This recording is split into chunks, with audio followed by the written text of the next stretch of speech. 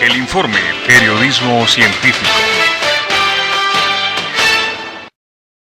Hola, ¿qué tal amigos? Gracias por estar nuevamente en una emisión de El Informe Entrevista y por supuesto a través de Supernova Radio, Ciencia y Música. Yo soy Wilber Monterrosa desde El Salvador y en esta ocasión me acompaña Rafael González, quien es un experto en Data Science y que precisamente con él vamos a aprender, a conocer acerca de esta aplicación, de esta rama del conocimiento y cómo tiene sus diferentes aportes en épocas o en situaciones como la que estamos viviendo con la pandemia de la COVID-19 y cómo interpretar esos datos y todo lo que hay alrededor precisamente de la data. Rafael, te doy la más cordial bienvenida y muchas gracias por estar con nosotros. Muchas gracias, Wilbert, y muchas gracias a los amigos que nos escuchan y a los amigos que nos pueden ver en video posteriormente. Efectivamente, es una gran oportunidad el poder aclarar un poco conceptos, tal vez evitando tecnicismos en esta ocasión, pero aclarar conceptos de qué es Data Science y lo más importante, como decía Wilbert, cómo poderlo aplicar en estos momentos de crisis, no solo ahora en el COVID, sino que en adelante, ya que erróneamente Data Science lo han ubicado únicamente para empresas o para campos financieros y demás, pero este es un campo que se puede aplicar a muchísimas ciencias y que la base es la matemática y la estadística, pero realmente los problemas son bien generosos para buscar oportunidades de resolución. Muy bien, Rafael, empecemos por el principio. Muchas personas a lo mejor escuchan, incluso en periodismo hay una término que ocupamos que es periodismo de datos o periodismo de data. Sí. ¿Qué es la data? La data es todo aquello que podemos medir y que podemos obtener a través de la información que está disponible, ya sea en imágenes, en audio, en texto y en diversos tipos de archivo. Nuevamente traigo este comentario y es que cuando se habla de Data Science, la gente está esperando ver un Excel y le dice, bueno, haga maravillas con el Excel. Sin duda es una parte que lo abarca, pero en un píxel es un dato. Cualquier tipo de audio es un dato. Por ejemplo, la Big Data hoy en día ocupa cantidades enormes de imágenes para poder dimensionarlo a nivel mínimo matemático y estadístico y poder sacar parámetros para identificar, por ejemplo, un cáncer. Entrena un modelo de Machine Learning, que vamos a hablar más adelante, que es parte de Data Science, para poder entrenar el comportamiento y identifica miles de imágenes y definen de esas miles de imágenes cuáles tienen o no un comportamiento que definan el diagnóstico de un cáncer, por ejemplo. Entonces, contestando tu pregunta, data involucra toda la información que podamos recabar, en este caso a nivel de bytes, ¿verdad? Y involucra cualquier tipo de archivo que se pueda guardar como información. Muy bien. Ahora, vayamos más profundo. ¿Qué es la Data Science? De lo que estamos hablando y de la cual vos tenés una especialidad en eso. ¿Qué es, cómo te abocaste por prepararte en esta área que no es conocida, al menos en El Salvador, o al menos no tan conocida, y por eso estamos haciendo esta entrevista, para que tengamos mejor un panorama y a lo mejor personas digan, ok, yo necesito o esto es lo que realmente puedo aprender para aplicarlo a mi parte laboral? Sin duda. Bueno, yo soy economista de profesión. Allá por 1998, cuando empezamos la universidad, en la UCA, recuerdo que me apasionaba ver las matemáticas y los modelos de regresión lineal que pudimos ver en econometría. En aquellos entonces teníamos un software, Excel todavía estaba en pañales. Teníamos un software que se llamaba Econometrics Views, que hacía las regresiones lineales. Desde entonces me apasionaba y de hecho mis primeros trabajos fueron como data analyst en aquel tiempo, donde lo que hacíamos era extraer información realmente crear las fuentes de información, porque ni siquiera no habían grandes bases en esos entonces, y las manipulábamos en Excel, pivoteábamos la información y reportábamos en un PowerPoint. Eso era un data analyst en aquel momento. El término data science surge porque a medida que evoluciona la data, imagínate, desde 1998, que te estoy hablando de esto, hasta entonces, cómo han evolucionado la capacidad computacional en un lado y la cantidad de data recolectada por otro. Si pones eso en un cuadrante, definitivamente es impresionante ver cómo ha ido disminuyendo el costo por procesamiento de información. Te decía fuera del aire que ya no estamos en la época de la información, estamos en la época de la gestión de la información, porque a lo largo de mi experiencia profesional he trabajado para muchas compañías donde nos dedicamos al análisis post-mortem de los datos, pero yo creería que el data science, y contestando a tu pregunta, es más orientado a la analítica de datos y no a un análisis. La analítica es una predicción de lo que va a suceder para poner en las manos correctas información correcta y oportuna para tomar decisiones, no solo para las empresas, sino para instituciones y gobiernos. Data science, por ejemplo, ahora mismo en la crisis, bueno, yo miro muchos entusiastas de data en el país ya, me alegra muchísimo.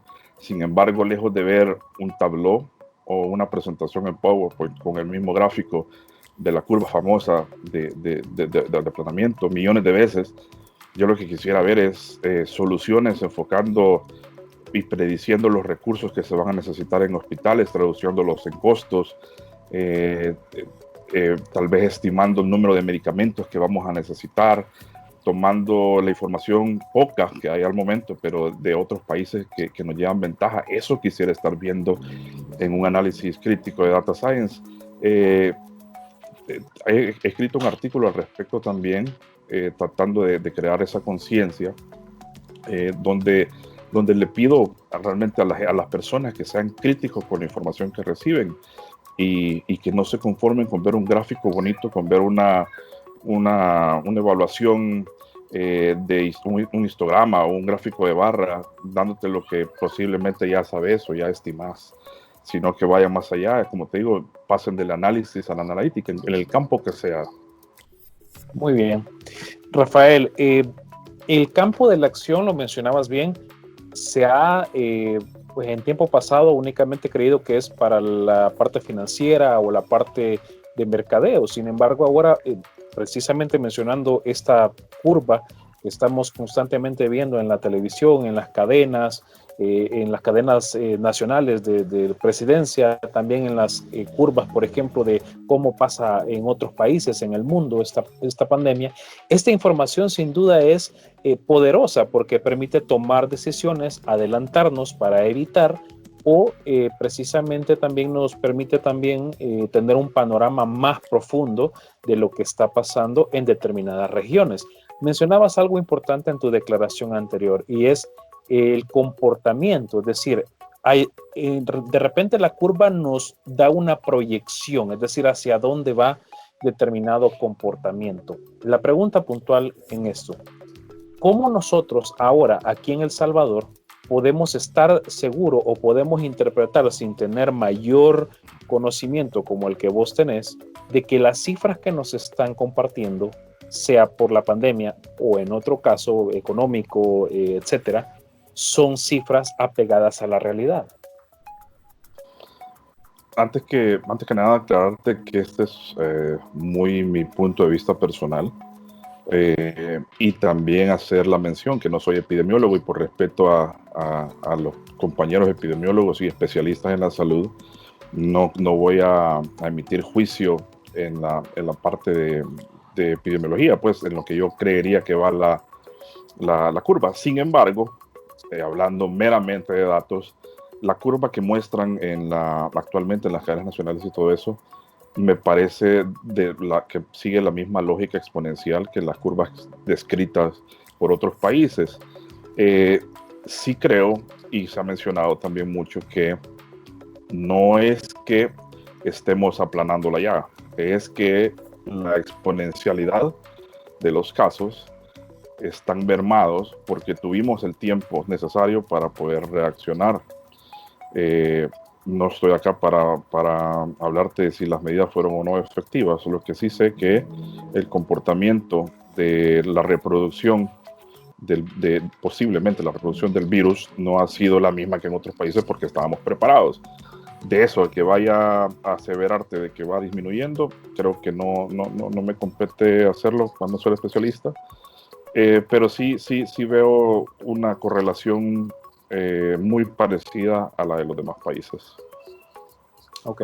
Rafael, ¿tenemos algún ejemplo puntual en el cual podamos ver cómo se aplica, cómo se hace este ejercicio del data science aplicado ya en determinado campo? Sí, no tengo gráfica que mostrarte, pero me gustaría evocarlo a nivel conceptual. Y Okay. es que un compañero de Data Science de España, si no me equivoco es Ricardo Bort, les compartiría el link más adelante, él desarrolló un sistema de seguimiento con el modelo SIR de la conducta de la curva y efectivamente tuvo a bien predecir el comportamiento de los recursos necesarios en España. Tan bueno fue su trabajo y tan efectivo, pues en España digamos que ya no fue proactivo, sino que fue ya reactivo, que en otros países, tales como Ecuador, le contrataron para que pudiera hacer el mismo diagnóstico y poder prever eficientemente tanto costos como actuar con lo que ya estaba dándose en camino de recursos del sistema de salud y demás. Ese sería un buen ejemplo. Otro caso que me encanta ahorita es la empresa Infovision. Está generando modelos de diagnóstico muchísimo más rápido y de mayor escala, perdón, que los que se están haciendo actualmente con Computer Vision. Lo que están haciendo es que los radiólogos o cualquier otro tipo de imagen que sirve en este caso como data, siguen la misma metodología que te describí hace un momento, que entrenan los modelos con pacientes con COVID y otros pacientes sin COVID para que la máquina aprenda a diferenciar un pulmón afectado por un COVID y otro no, u otro con otras enfermedades. Esto lo podemos tomar ejemplo para lo que viene en el futuro en la aplicación de Data Science, Machine Learning y Computer Vision, en la detección, por ejemplo, de cáncer de piel, para diferenciar melanomas, para diferenciar carcinomas. La clave de una detección en un cáncer de piel, por ejemplo, es detectarlo en etapa temprana. El porcentaje de sobrevivencia, si no me equivoco, ronda el de 95 al 100%, mientras que un melanoma, un carcinoma detectado ya en etapa 4, pues la sobrevivencia es del 20-25%. Por lo tanto, la reacción inmediata con el uso de datos es clave en este aspecto. Como te digo, sacar de la mente que Data Science es únicamente para presentarle a las empresas los resultados de venta es crucial, y la divulgación de la ciencia en este apartado en la región es clave, y es por ello que nos hemos tomado la tarea de hacerlo, y qué bueno contar con ustedes para ello también. Rafael, en los países mucho más avanzados que nosotros, llamemos Europa, China, Japón, en Asia, Estados Unidos, Canadá, ¿se habrá tomado en cuenta estos datos para enfrentar esta pandemia, o crees que a pesar de que tenían esta herramienta y estos especialistas, qué habrá fallado? Porque vemos los altos índices de mortalidad y los altos índices de contagios. ¿Qué habrá pasado en estas regiones del mundo?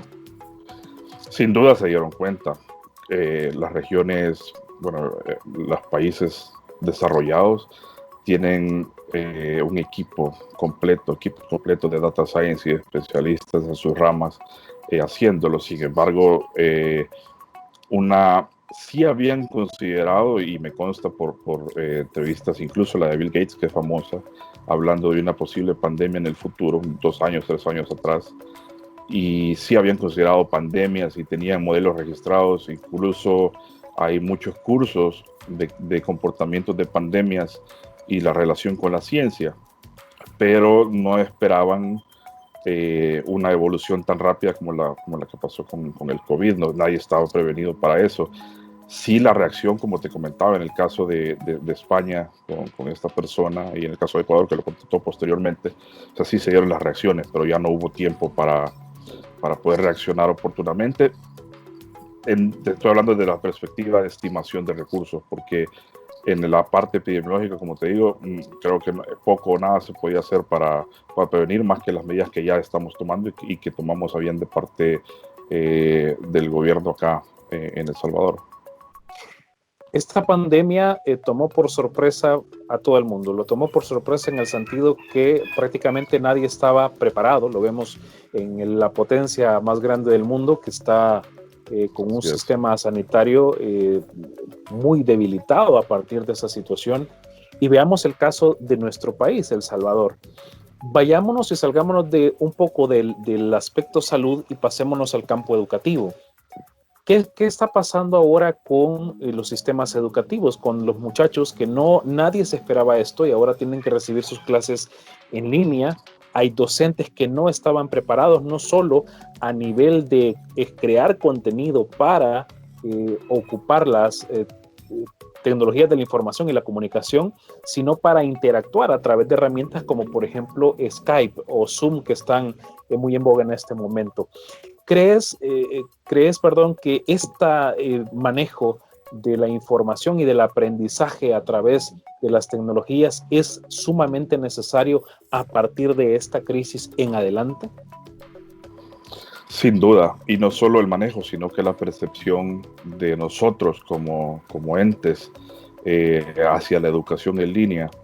Te digo, a mí me ha tocado muchísimo estudiar en línea y hacer proyectos prácticos en línea, y la percepción que tienen otros países y la ejecución, la exposición de proyectos mediante plataformas como GitHub y demás, no es la misma en otros países como lo es acá. Hablando para bien en otros países, la educación en línea es muy bien vista y muy bien considerada, y acá desde nivel de parvularia, creo yo, hasta universitario y maestría, lo considero como que lo ven como una desventaja, como que fuese una opción más ligera que la opción convencional de asistir a campus. Ahora, hablando meramente en la situación coyuntural del COVID, justamente me hacía esa pregunta hoy. Yo soy padre de 3 niñas y sí, puedo notar sin temor a equivocarme que nadie estaba preparado, ni los maestros, ni nosotros como papás, para estar dando la tutela de 3 niños. Yo me he encargado de darle a mis hijas toda la educación desde pequeñas en tecnología que podía, y aún así estar coordinando todo ese tiempo, toda esa logística para la educación es compleja, no digamos escalarlo a un nivel de país, y eso considerando que nosotros tenemos los recursos.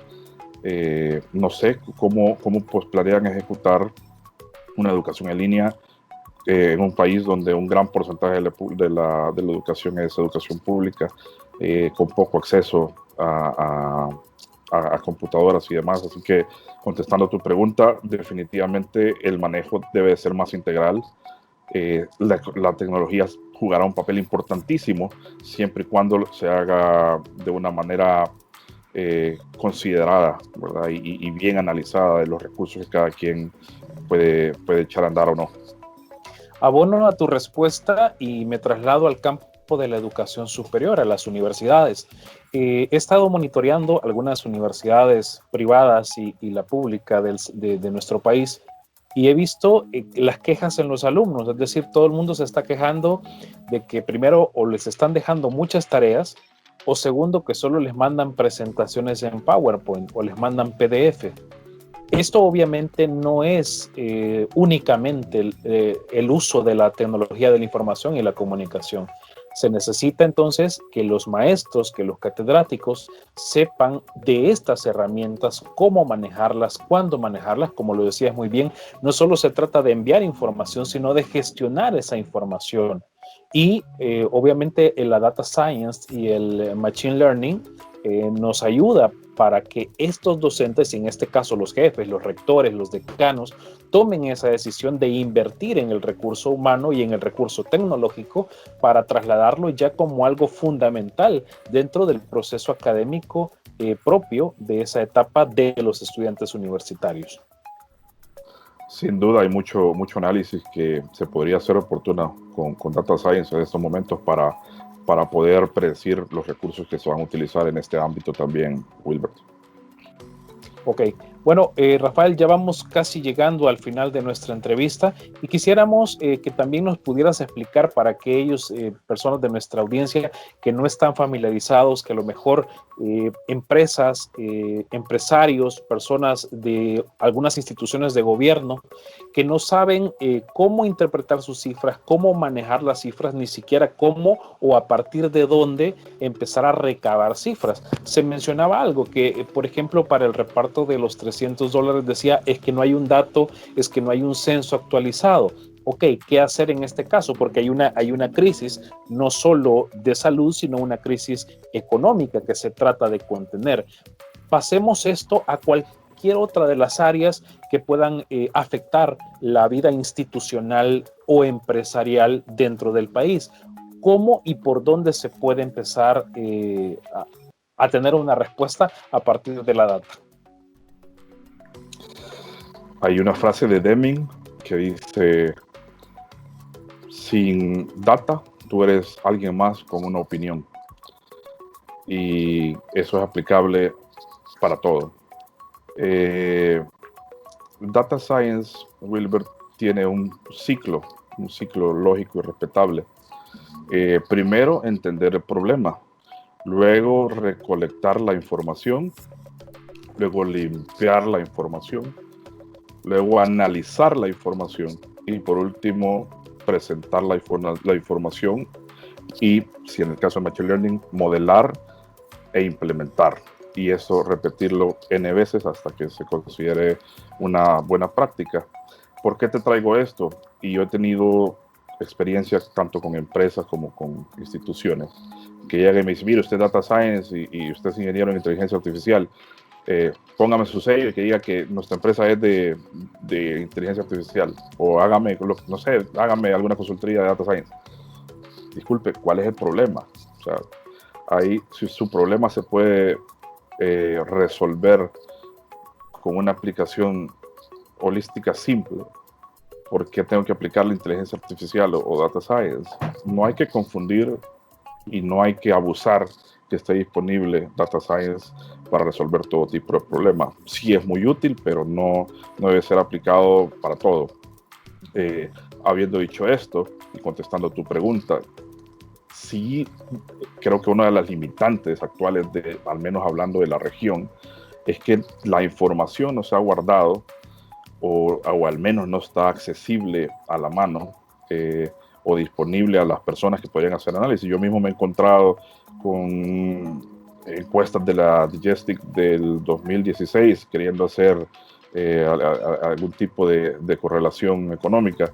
Es muy difícil si no tenés la data. Ahora, las herramientas de Data Science, y ahora me tiro un poco al lado de la programación, yo codifico mucho en Python y utilizo Python como mi lenguaje principal de Data Science junto con R.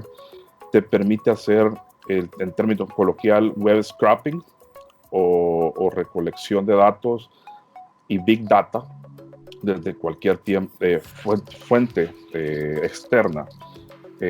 Y lo más importante, tanto de bases estructuradas como no estructuradas. Para ser más claro con la audiencia, una data no estructurada, por ejemplo, puede ser recolectar 1000 tweets y decirte de estos 1000 tweets que los clasifique por tipos de sentimiento. Si un hashtag específico tiene una inclinación en el reconocimiento de texto de una forma positiva o de una forma negativa. sin necesidad de que la data esté estructurada o siendo más simple, que no tenga una etiqueta como tal, que diga data, número de tweets tanto o clientes de conocimiento tanto, sino que sea una data completamente raw, como decimos nosotros también coloquialmente. Rafael, ¿dónde las personas pueden capacitarse? Mencionabas que esto lo has aprendido mucho en línea. ¿Qué lugares podés recomendar? ¿Qué sitios podés recomendar donde las personas puedan aprender de esto? O a lo mejor vos impartís algún curso y sería bueno que las personas pudieran entrar en contacto contigo para empezar a adentrarse en este campo del conocimiento. De acuerdo, te hablo con experiencia propia. Como te decía, soy economista y hice la transición.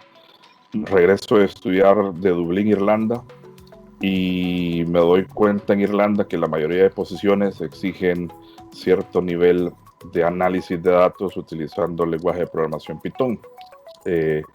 Es ahí donde me nace la duda y comienzo a tomar cursos de Python como tal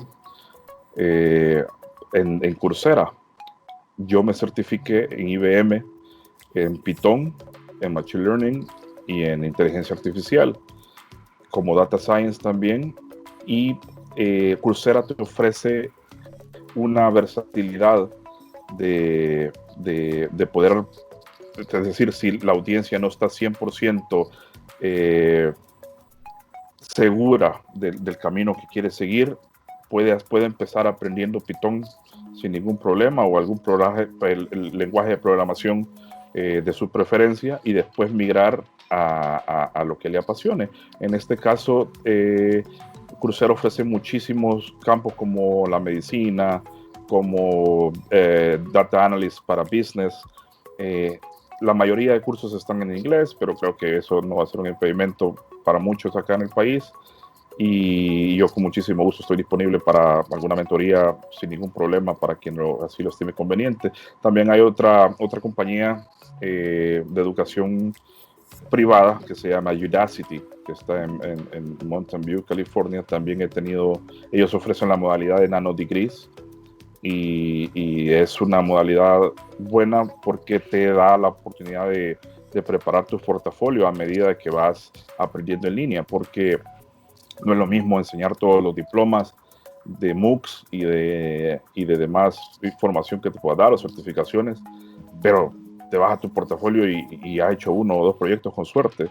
Entonces, eso es la importancia de saber escoger a dónde te vas a capacitar para ese tipo de cosas. Aquí en Safor, si no me equivoco, junto con la Fundación Carlos Slim, también tiene algunos cursos disponibles. La aplicación creo que se llama Aprendo, si no me equivoco, pero pueden buscarlo como la aplicación de Carlos Slim y ahí hay variedad de cursos desde beginner, desde principiante hasta avanzado. Como les digo, no tienen que saber ya dónde se tienen que especializar, pero si por ahí tienen la espinita y quieren empezar a aprender a programar, si quieren empezar a entender un poco de la matemática básica, la estadística, pues es un buen comienzo. Acá hay muchos entusiastas y muchos profesionales. Está Ochata JS, que ellos son muy buenos programadores y como te decía, no solo falta el expertise, sino que tienes que también aprender a manejar los lenguajes de programación para moverte en Data Science. Ellos podrían, siguiéndolos a ellos, podrían darse cuenta de seminarios y cursos que hacen eventualmente.